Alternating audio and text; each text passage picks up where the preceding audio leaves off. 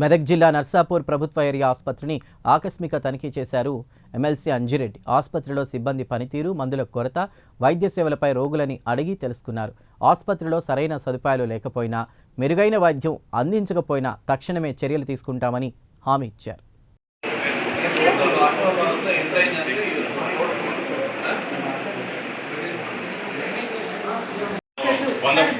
బంద పడకల ఆసుపత్రి ఏంటని చెప్పిన తర్వాత అటువంటి ఇక్కడ ఎక్విప్మెంట్స్ అవన్నీ రకాలుగా అవి పనిచేస్తలేవని చెప్పుకోవడం ఇబ్బంది ఉన్నా మనం సంగారెడ్డి పంపిస్తున్నాం, రాగానే రాత్రి పంపిస్తున్నారు అనేది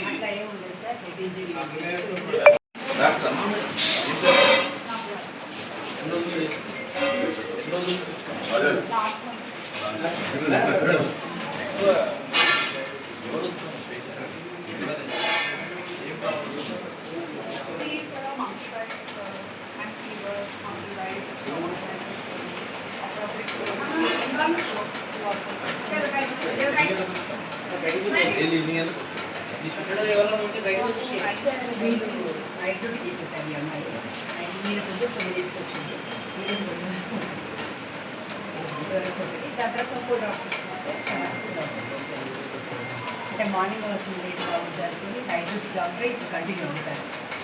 మార్నింగ్ అయితే 9 to 9 వెళ్ళిపోవాలి సార్. కంప్లీట్ ఏంటంటే చాలా మంది చిన్న విషయం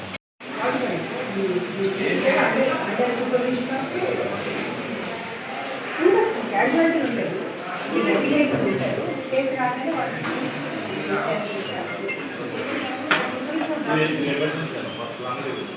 డ్రెస్సింగ్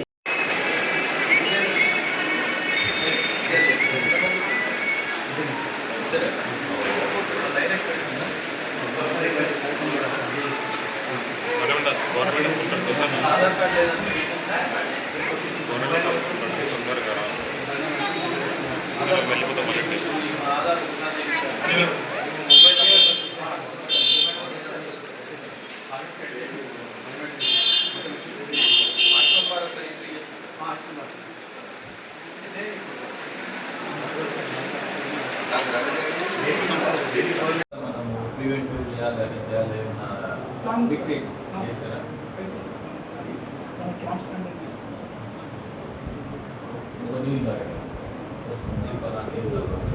ఏదన్నా ప్రివెంటివ్ దాన్ని డిటెక్ట్ చేసి అవేర్నెస్ క్యాంప్స్ అనేది మనం కండక్ట్ చేసి అవేర్నెస్ క్యాంప్స్ ఒక కాంపిటేట్ అనేది ఏదైనా ఉంటారు దాని ప్రపోజల్ నాకు సపరేట్గా గైడ్లైన్స్ అనేది నాకు ఇస్తుంది. నార్మల్ ప్రొసీడ్ వాళ్ళు నాకు గైడ్లైన్స్ కాంపిటేట్ టైప్ చేసి మేమే స్పాన్సర్ చేస్తాం తనిఖీ చేయడం జరిగింది.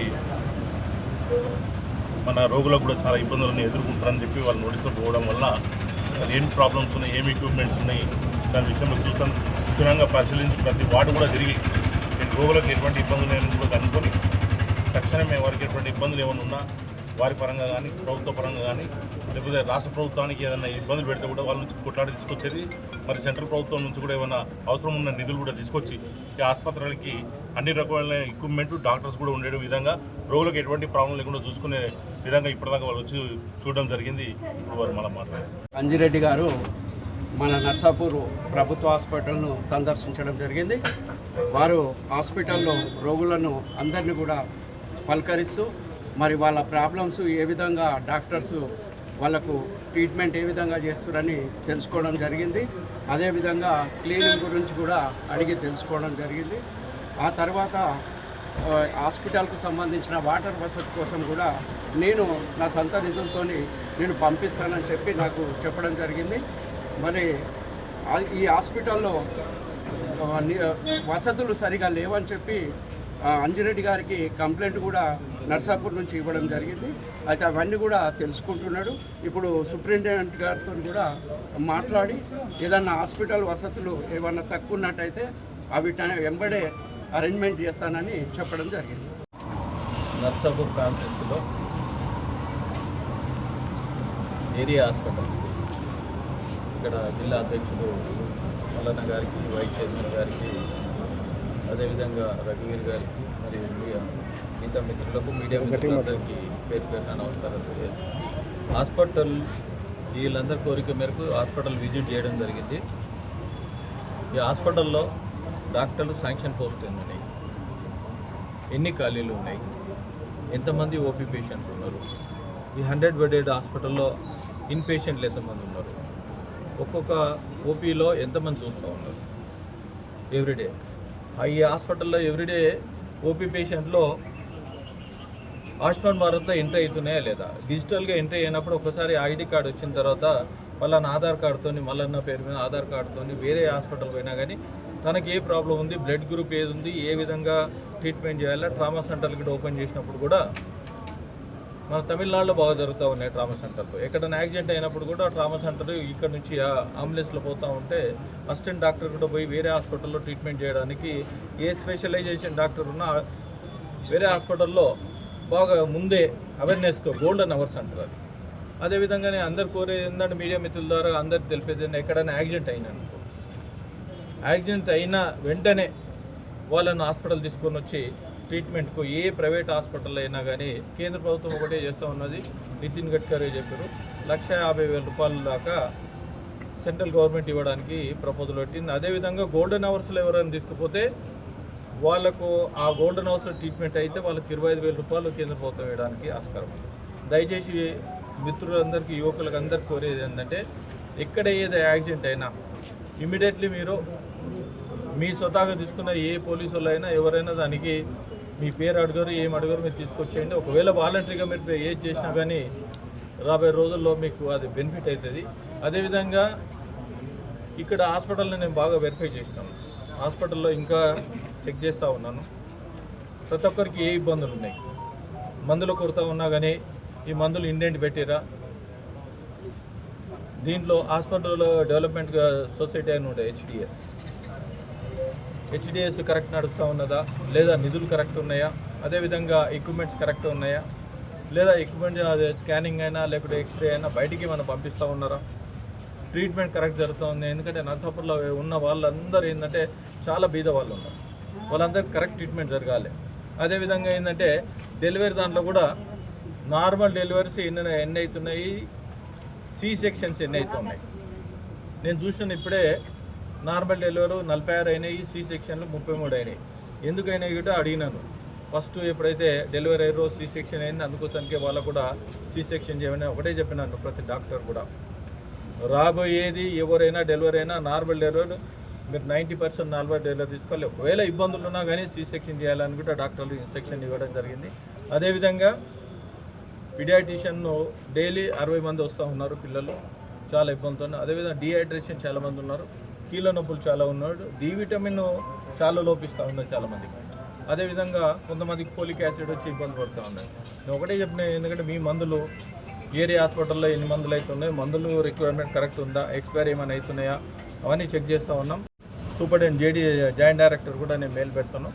ఎక్కడ ఏ హాస్పిటల్ అయినా కానీ ఫస్ట్ వైద్యం, విద్యా వైద్యం మీద కేంద్ర ప్రభుత్వము 60% ఖర్చు పెడతా ఉన్నది. నేషనల్ హెల్త్ మిషన్ నుంచి సుమారు 1000 కోట్లు వస్తూ ఉన్నది. ఈ 1000 కోట్లు కూడా అదనంగా వీళ్ళేమని చేస్తూ ఉన్నారు. అదేవిధంగా మొన్న నేను మండలిలో కూడా చెప్పినాను, ఎక్కడైతే మిషనరీస్ ఉన్నాయో ఆ మిషనరీ మ్యానుఫ్యాక్చర్స్కే, ఈ మ్యానుఫ్యాక్చర్స్కే పర్ పేషెంట్ లేక ఇచ్చేసి ట్రీట్మెంట్ చేస్తే, ఎందుకంటే చాలామంది ఎవరైతే టెక్నీషియన్స్ ఉన్నారో ఈ టెక్నీషియన్స్ బయట వాళ్ళతో కుమ్మక్కయి వాళ్ళ దగ్గర బయటకు పోతే డబ్బులు వస్తాయి, 40% 50% డబ్బులు వస్తాయి. ఇక్కడ నుంచి పేషెంట్ రాస్తే వాళ్ళు ట్రీట్మెంట్ ఇమీడియట్ చేయాలనే ఉద్దేశంతో చాలామంది ఉన్నారు. ఈ బ్లడ్ తీసుకునే షాంపుల్స్ కూడా నేను ఒకటే చెప్పాను, మీకు కంటైనర్స్ లేవా, ఫ్లూయెంట్ లేవా, లేకపోతే ఫ్లూ కంటైనర్స్ లేవా, దానికి ఏమైనా లేకపోతే చెప్పండి మేము ఇప్పిస్తామని చెప్పినాం, లేదా వాలంటరీగా ఇప్పిస్తామని చెప్పినాం, లేదా ఇండెంట్ పెడితే ఇండెంట్ మాకు చూపించని చెప్పాను. ఇండెంట్ పెడితే ఈ పోర్టల్ ద్వారా ఏదైతే ఉన్నదో ఏ రోజు పెట్టిరు, ఎందుకు ఇవ్వలేదు, ఎందుకు ఇవ్వకపోతే వాళ్ళ మీద యాక్షన్ తీసుకోవడానికి ఆస్కారం. ఇవన్నీ నేను సెర్చ్ చేస్తూ ఉన్నాను. ఈ సర్చింగ్లో ఎవరన్నా బయటపడ్డా కానీ ఎవరిని వదిలేదు, 100% కమిషనర్కి మెయిల్ పెట్టేసి వాళ్ళ మీద యాక్షన్ తీసుకోవడానికి 100% డిఎంహెచ్ఓ కూడా నేను డిమాండ్ చేస్తూ ఉన్నాను.